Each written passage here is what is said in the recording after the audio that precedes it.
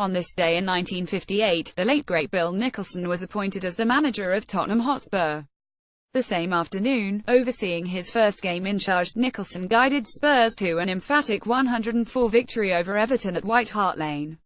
Not a bad start. Nicholson, a formidable wing-half, spent the entirety of his senior playing career at Spurs, amassing over 300 appearances for the club.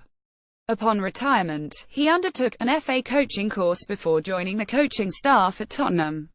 He won an impressive 8 major honours during his 16-year tenure as Spurs manager, including a famous League and FA Cup double in the 196,061 season. Nicholson also won a European Cup Winners' Cup and a UEFA Cup in 1963 and 1972 respectively.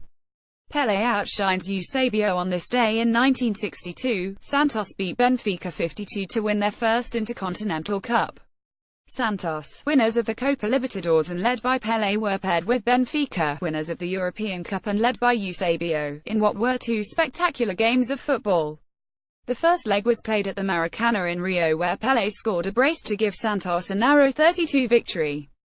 Benfica's 2 goals came from the brilliant Joaquim Santana. With the second leg evenly poised, the Portuguese had plenty of reasons to be optimistic about overturning the tie at the Estádio da Luz in Lisbon. But Pele had other ideas. The Brazil legend scored a superb hat-trick and Santos ran out 52 winners, recording an aggregate score of 84. Eusebio did get on the scoresheet in the 85th minute, but it was too little too late. First recorded game of football on U.S. soil on this day in 1866. The first game of football on U.S. soil took place in Waukesha in Wisconsin. Other forms of football, or soccer as our American brethren call it, may have taken place before the aforementioned date, but this match between Carroll College and the young men of Waukesha 11 is the first known game played under the Football Association laws.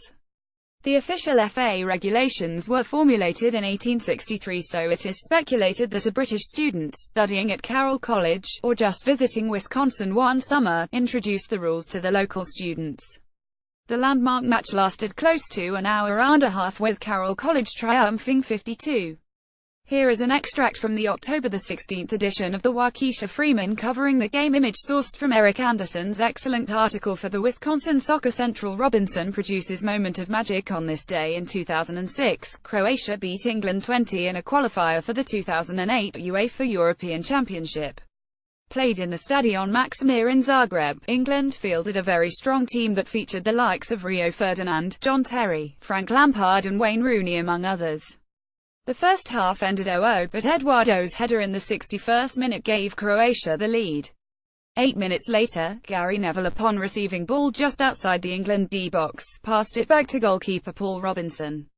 The ball hit a divot on its way, bounced over Robinson's swinging leg, and rolled across the line, resulting in one of the most hilarious own goals in the sport's history.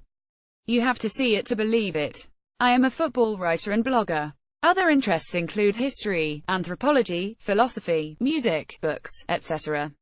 Been called a misanthrope on more than once occasion. Follow me at Scout Desk.